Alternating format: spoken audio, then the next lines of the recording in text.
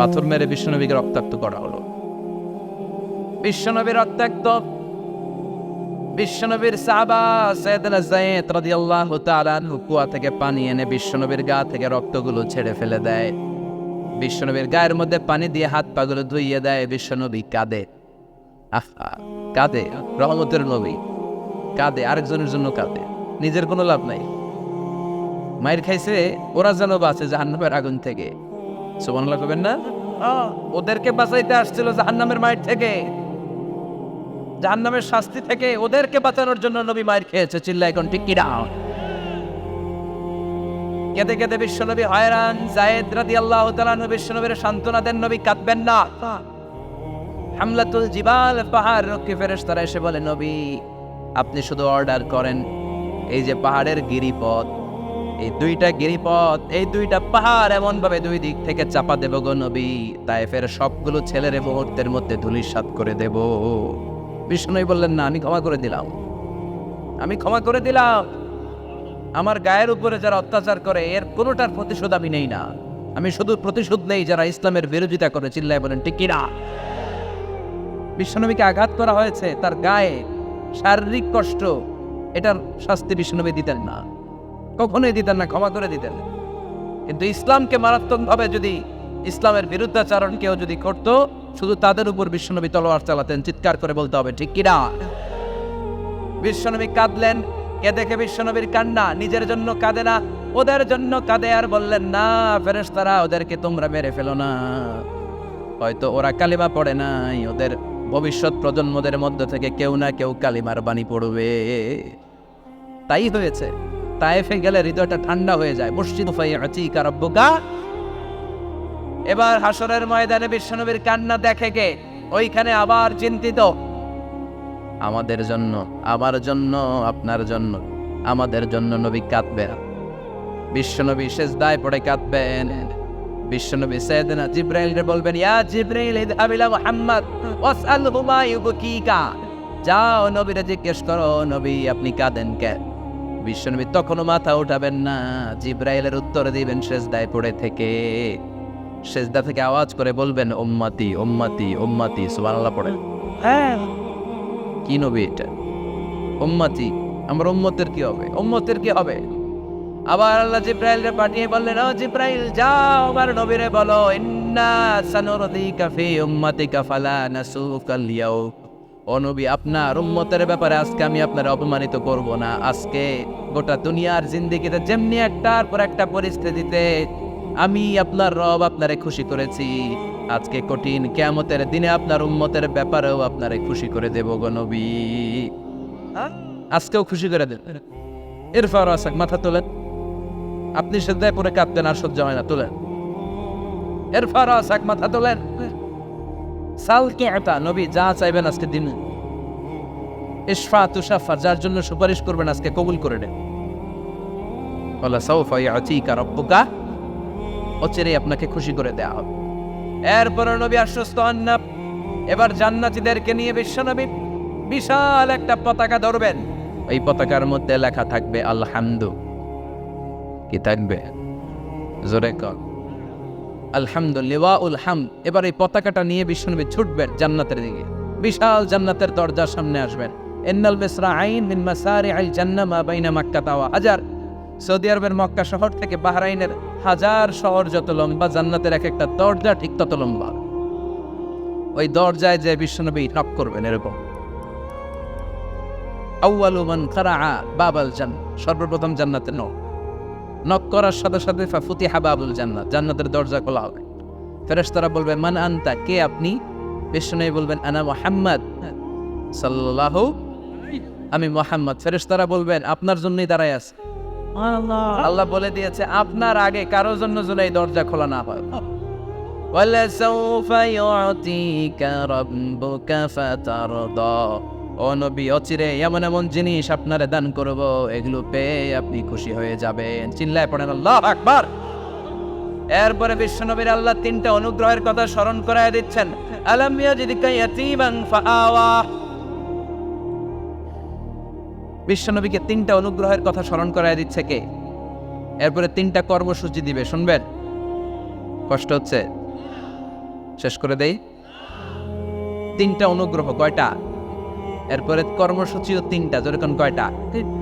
অনুগ্রহ নাম্বার 1, আলাম ইয়াজিদকা ইয়াতীমান ফাআওয়া, ও নবী আমি কি আপনার ইয়াতীম অবস্থায় পাই নাই, তারপরে লালন পালনের ব্যবস্থা কি করি নাই? বিশ্বনবীর আশ্বস্ত করে বলতেছিল যে আপনি ছিলেন ইয়াতীম, কি ছিলেন? ইয়াতীম।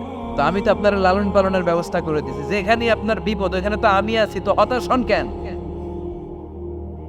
হতাশ হওয়া যাবে না, নিরাশ হওয়া যাবে না, হাল ছাড়া যাবে না, ভরসা রাখতে হবে কার উপর? বিশ্বনবী ইয়াতীম ছিলেন, জানেন সবাই। মায়ের পেটে থাকতেই বাবা নাই, 6 বছর বয়সে মা নাই, দাদার কাছে মানুষ হলেন, 8 বছর বয়সে দাদাও নাই, চাচার কাছে মানুষ হলেন, তার মানে ইয়াতীম ছিলেন, ঠিক কিনা? আপনি ইয়াতীম ছিলেন, আমি আপনার আশ্রয় দিয়েছি। এরপর আল্লাহ 2 নম্বর অনুগ্রহের কথা বললেন, ওয়া ওয়াজাদাকা দাল্লান ফাহাদা, ও নবী আপনাকে আমি পথহারা পথিকের মতো ঘুরতে দেখেছি, তারপরে সঠিক পথ দেখিয়ে দিয়েছি। ওয়াজাদাকা দাল্লান, আমি আপনারে গোমরা অবস্থায় পেয়েছি, এরকম বলা যাবে? বিশ্বনবী কি 40 বছর বয়সের আগে গোমরা ছিলেন? না, he was searching the right path and Allah guided him to the truth way, to the correct way. উনি পথ খুঁজছিলেন, আমি যাব দেবিদ্দার, কিরে পথ এইটা না ওইটা? আল্লাহকে ওইটা না এইটা দিয়ে যাও, ওইটা দিয়ে যাও না এটা দিয়ে যাও, সুবহানাল্লাহ পড়ে। পথ খুঁজছিলেন, এইটা যাব না ওইটাই, কোনটা আমার পথ, এইটা না ওইটা? ফাহাদা, আল্লাহ বললেন এইটা না ওইটাই চলো, সুবহানাল্লাহ পড়েন। আমাদেরকে পথ দেখায় কে? আমি যদি কোনো দিন পথে ভুলে যাই, হাতছানি দিয়ে কাছে নিও, মমতার বন্ধনে আমায় বেঁধে সব ভুল ক্ষমা করে দিও, পড়েন আমিন। আমরা পথ হারালে পথ দেখায় কে? আবার তাফসিরে এসেছে আপনি হারিয়ে গিয়েছিলেন, আমি আপনাকে ফিরিয়ে দিয়েছি। পাহাড়ি কোন একটা রাস্তায় বিশ্বনবী ছোটবেলা হারিয়ে গিয়েছিলেন, আল্লাহ তাআলা বিশ্বনবীকে আবার চাচার কোলে ফিরিয়ে দিলেন। এই বর্ণনাটা দুর্বল, সঠিক মত হচ্ছে বিশ্বনবী পথ খুঁজছিলেন, সঠিক পথ, আল্লাহ বিশ্বনবীকে সঠিক পথ দেখালেন, সুবহানাল্লাহ পড়েন। 3 নম্বর অনুগ্রহ, ওয়াজাদাকা আইলান ফাআগনা, আপনি ছিলেন নিঃস্ব, টাকা পয়সা ছিল না, তাফসিরে এসেছে ফাআগনা বিখাদিজা, খাদিজার মাধ্যমে আমি আপনারে ধনী বানায়া দিছি। বিশ্বনবীর কিন্তু টাকা পয়সা ছিল না, জানেন? ঠিক, ছাগল চড়াতো, কাউবয়, মা মিন নাবিয়্যিন ইল্লা রাআল গানাম, ছাগল চড়াতেন। এরপরে খাদিজাতুল কুবরার স্টাফ হিসেবে, কর্মচারী হিসেবে ক্যারিয়ার শুরু করলেন। এরপর বিজনেস ম্যাগনেট হিসেবে শুরু করলেন। খাদিজাতুল কুবরার সাথে যখন বিয়ে হয়ে গেল, খাদিজাতুল কুবরা তাহেরা ওনার সব সম্পদের মালিক বিশ্বনবীরে বানায় দিলেন। আল্লাহ বলেন তোমার তো কিছু ছিল না নবী, খাদিজার মাধ্যমে বিয়ে পড়িয়ে দিয়ে আমি তোমারে ধনী বানিয়ে দিলাম। 3টা অনুগ্রহের কথা স্মরণ করালো কে? 3টা অনুগ্রহের কথা স্মরণ করিয়ে দিয়ে এবার বিশ্বনবীর 3টা ওয়ার্ক প্ল্যান দিবে। কয়টা ওয়ার্ক প্ল্যান? কয়টা কর্মসূচি শুনবেন? নাম্বার 1, আল্লাহ বললেন ফাআম্মাল ইয়াতীমা ফালা তাকহার, ও নবী প্রথম কর্মসূচি খবরদার এতিমের সাথে কবু খারাপ আচরণ করবেন না, কারণ আপনি নিজে এতিম ছিলেন। নিজে কি ছিলেন? কথা কন। এতিমে এলাকায় আসেনি?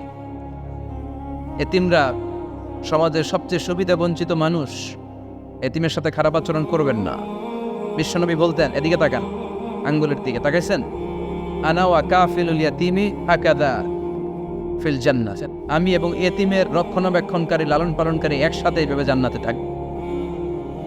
এতিমের পালনকারী আমার প্রতিবেশী হবে, আর লালন পালন করবে তো দূরের কথা, এতিমের মাল খাইয়া শেষ।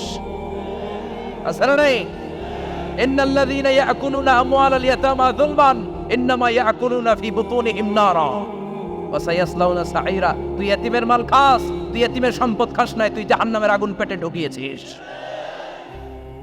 এতিমের সম্পদকে সে রক্ষণাবেক্ষণ করে দিয়ে এতিমের একটা ব্যবস্থা করে দিবে, ওইটা না, এতিমের সম্পদ মাইরা খায়া ফেলায়। তুমি এতিমের সম্পদ খাও নাই, তুমি জাহান্নামের আগুন পেটে ঢুকিয়েছ। এতিমকে ভালোবাসবেন, এতিমরে ভালোবাসা মানে নবীরে ভালোবাসা, কারণ আমার নবী এতিম ছিল, ঠিক কিনা? এতিমের মাথায় হাত বুলিয়ে দিবেন। আল মাসহু, খেয়াল করেন, আল মাসহু আলা রাসিল ইয়াতীম ইউসিলু কাসওয়াতাল কলব, এতিমের মাথায় হাত বুলিয়ে দিলে হৃদয়ের কাঠিন্যতা দূর করে দেয় কে? এক সাহাবী এসে বললেন, ইয়া রাসূলুল্লাহ, জাআ রাজুলুন ইলা রাসূলিল্লাহ ওয়া ইয়াশতাকি কাসওয়াতাল কলব।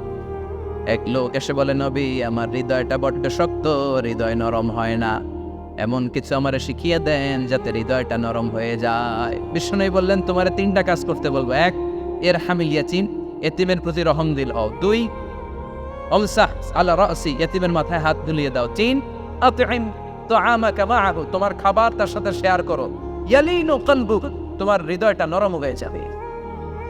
অনেকে আছে দোয়া করলে চোখ দিয়ে পানি বের হয় না, আসরে নাই। কঠিন হৃদয়, হৃদয় নরম হয় না। এতিমের মাথায় হাত বুলিয়ে দিবেন, আপনার হৃদয়টারে নরম করে দিবে কে? যাদের ঘরে শান্তি নাই, জ্বালা যন্ত্রণা, একটু এতিমখানায় যাবেন, কিছু দান সৎকা করবেন। ওরা খেতে পায় না, ওদেরকে খাবার দিয়ে আসবেন, একটা গরু দিয়ে আসবেন, একটা খাসি দিয়ে আসবেন, ওরা খাবে, আপনার জন্য দোয়া করবে। আর মাথায় একটু হাত বুলিয়ে দিয়েন। বিশ্বনবীর আল্লাহ বললেন, নবী ফাআম্মাল ইয়াতীমা ফালা তাখসার, এতিমকে তুচ্ছ জ্ঞান করবেন না। আপনি নিজেও এতিম ছিলেন, ছোটবেলা বিকেলে খেলতে খেলতে সবার বাবা এসে ছেলেদেরকে নিয়ে যেত, আপনারা নেয়ার মতো কেউ ছিল না। আপনি নিজে এতিম ছিলেন, আপনি ওদের দুঃখ বুঝবেন, এজন্য খবরদার ফাআম্মাল ইয়াতীমা ফালা তাখসার। বিশ্বনবীর আল্লাহ দমক দিয়ে বলে, ফালা তাখসার, এতিমদের প্রতি কঠোর হবেন না, তুচ্ছ জ্ঞান করবেন না, এতিমের সাথে রূঢ় আচরণ করবেন। এতিমের সাথে রূঢ় আচরণ করা কবিরা গুনাহ। এদের নামে আল্লাহ কোরআনে একটা সূরা দিয়েছেন, আল মাউন। আরাআইতাল্লাযী ইউকাযযিবু বিদ্দীন, পড়েন ফাযালিকাল্লাযী ইয়াদুউল ইয়াতীম। আপনি কি দেখেন নাই, ওরা দিনকে অস্বীকার করে আর ওরা এতিমকে ঘাড় ধাক্কা দিয়ে বের করে দেয়। এতিমের সাথে যারা খারাপ আচরণ করে এরা কখনো ভালো মানুষ হতে পারে না। এজন্য এতিমের সম্পদ অন্যায়ভাবে আত্মসাৎ করা যাবে। এতিমের মাথায় হাত বুলিয়ে দিলে হৃদয়টারে নরম করে দেয় কে? বিশ্বনবী এতিম ছিলেন, তাই এতিমের দরদ বিশ্বনবী ভালো বোঝেন। এজন্য বিশ্বনবীর প্রথম ওয়ার্ক প্ল্যান কর্মসূচি দিলেন, ফাআম্মাল ইয়াতীমা ফালা তাকহার, খবরদার নবী এতিমের সাথে কখনো খারাপ আচরণ করবে। 2 নম্বর কর্মসূচি, ওয়া আম্মাস সাইলা ফালা তানহার। ও নবী, যারা সাইল, যারা ফরিয়াদি, যারা ভিক্ষুক, কখনো তাদেরকে ধমক দিবেন না। ভিক্ষুককে ধমক দিয়েন না, ফিরিয়ে দিয়েন না। আমরা ভিক্ষুককে ধমক দেই, ফিরিয়ে দেই। গাড়ির মালিক গাড়িতে বসে আস, রাস্তায় জ্যাম, কিছু ভিক্ষুক এসে স্যার 2টা টাকা দেয়, ধমক দেয়, আছে না নাই? ও ভাঙ্গা থালা হাতে নিয়ে দাঁড়িয়ে আপনার কাছে টাকা চায়। আপনি বড় সাহেব, ওরেও বড় সাহেব বানাইতে পারতো কে? ওই ভাঙ্গা থালাটা আপনারে হাতে দিয়ে রাস্তায় নামাইতে পারতো কে? এই কাজটা করতে আল্লাহর কয় সেকেন্ড লাগে? এজন্য ফাআম্মাস সাইলা ফালা তানহার, খবরদার ফরিয়াদি ভিক্ষুককে তাড়িয়ে দিয়েন না। যতটুকু পারেন দেন। বিশ্বনবী কখনো কোনো ফরিয়াদিকে তাড়িয়ে দিতেন না। সুবহানাল্লাহ পড়েন। যেই বিশ্বনবীর কাছে এসে কিছু চাইতো, বিশ্বনবী দিতেন। বিশ্ব